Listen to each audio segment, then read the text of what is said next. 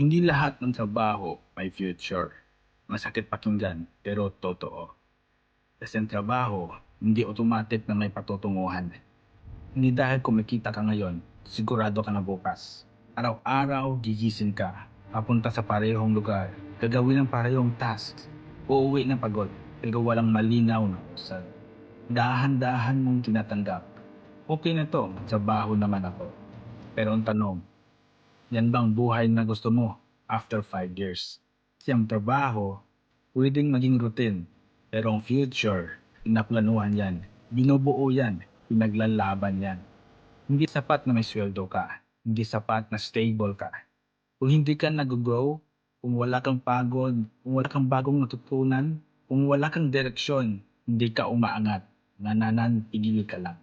At ang pananatili kapag pinatagal mo, nagiging pagkakasta. Hindi masama magtrabaho, pero mali kapag doon ka na umiikot ang buong plano mo. Kasi darating ang araw, hihinto ka sandali at mapapatanong ka, ito na ba talaga yung pinaghirapan ko? Ipahuli para baguhin yan. Hindi mo pa kailangan iwan agad ang trabaho mo. Pero kailangan mong simulan ang pagbuo ng future mo. Kahit paunti-unti. Mag-aral ka ng bago. Mag-ipon ka ng skills.